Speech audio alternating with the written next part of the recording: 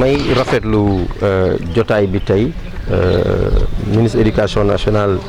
Mamadou Talla defar li ñuy wax feuille de route maanaam fi ñuy jaar ba delluwaat ci classe yi pour xale yi ak pour jàngalekat yi mu sukkandiku ci dogal boo xam ne jóge ko ci président de la République son excellence Macky Sall léegi bi ñu paree ci loolu gouverneur daal di taxawal li ñuy wax comité régional comité boo xam ne dafa dajale daanaka ñëpp ñi nga xam ne dañuy yëngu ci wàllu école tey nag ñu taxaw daje pour waxtaane li nga xam ne moom la ministère tëral xool naka la ñuy fexee ba fii ci Thiès ñu mën a ne le 2 bu ñëwee jàngalekat yi ak élèves yi ñu ngi ci salle de classe yi surtout élèves yi nga xam ne ñoo nekk classe d'examen maanaam CM2 troisième ak baccalauréat loolu nag pour mu am dafa am loo xam ne faaw mu nekk d'abord bi ci njëkk mooy ci wàllu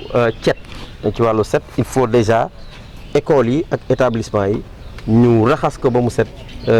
def ci loo xam ne daal lépp loo xam ne lu bon loo xam ne day war a mën a indi jafe-jafe ci wàllu wërgu-yaram ci xale yi ñu fexe ak service d'hygiène ñu dindi ko waaye tamit fexe ba nga xam ne lépp loo xam ne day tax ñu mën a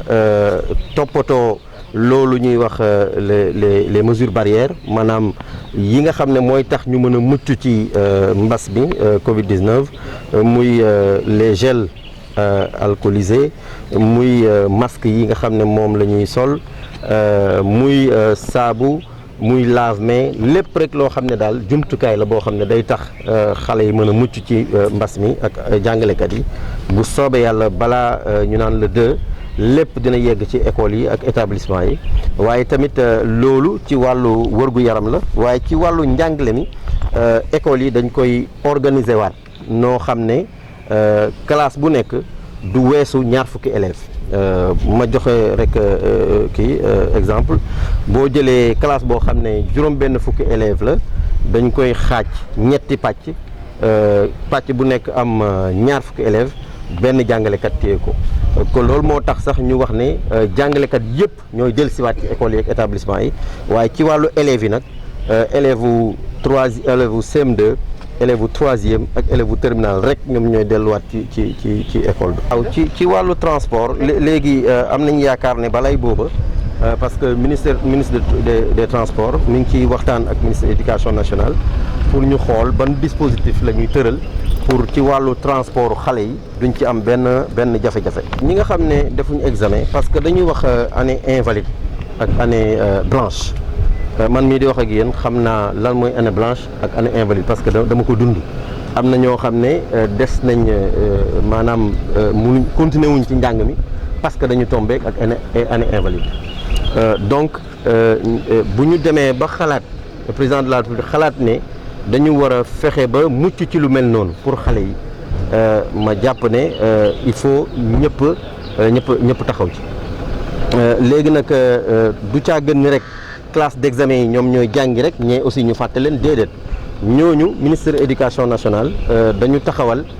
ci tubaab li ñuy wax apprendre à la maison maanaam jàng ca kër ga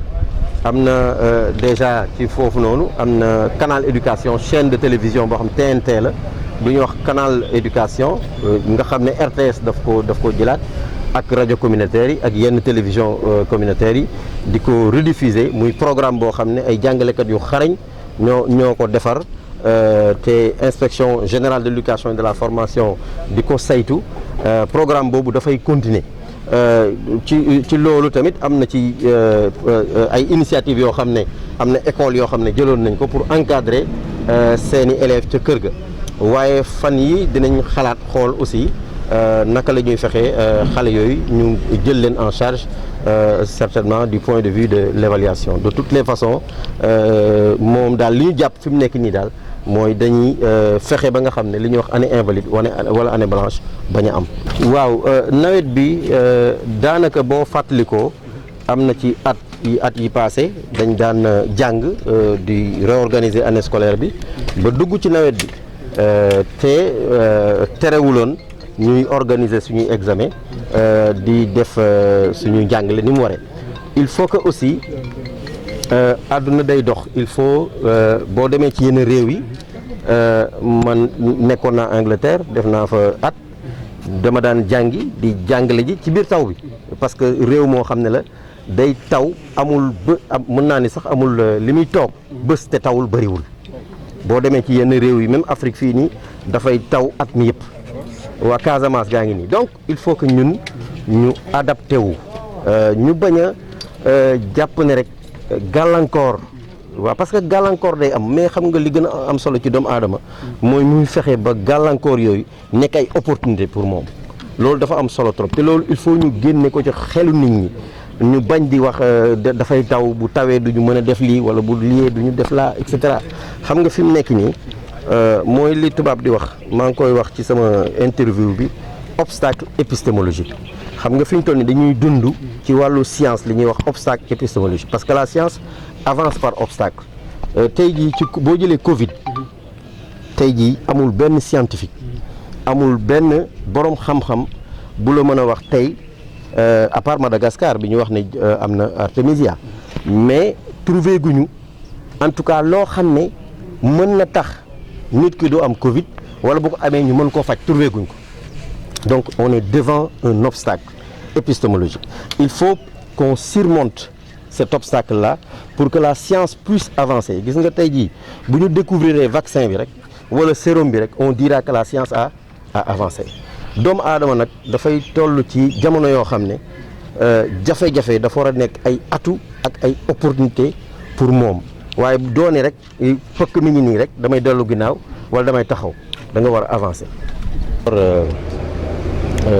Remercier le ministre de l'Éducation nationale qui, avec son équipe, a mis à disposition un document d'orientation pour permettre aux inspections d'académie de mettre en œuvre la directive du président de la République, c'est-à-dire la reprise des enseignements-apprentissages au niveau des écoles et établissements le 2 juin prochain. Je voudrais également remercier le gouverneur de la région de Thiès qui promptement a mis en place le comité régional chargé de la reprise, de faciliter la reprise au niveau des écoles et établissements. Comité qui a regroupé l'ensemble des familles d'acteurs, notamment les parents d'élèves, les organisations syndicales, la société civile, les inspecteurs de l'éducation et de la formation, les chefs d'établissement, donc toutes les familles d'acteurs qui se sont regroupées aujourd'hui pour partager la note d'orientation du ministère, partager également la feuille de route élaborée par l'inspection d'académie, mais surtout aussi l'expression des besoins pour la mise en œuvre, n'est-ce pas, de la reprise. Effectivement, parmi les mesures, il y a déjà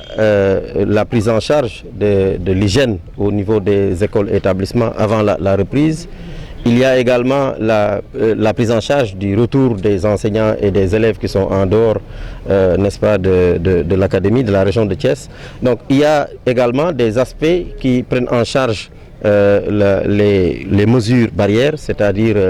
les aspects sanitaires, mais également les aspects pédagogiques.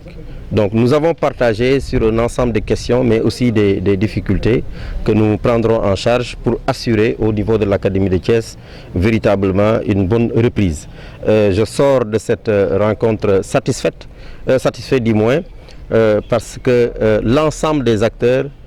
sont engagés véritablement pour aller dans le sens d'assurer une reprise correcte des enseignements-apprentissages au niveau de l'inspection d'académie de Thiès.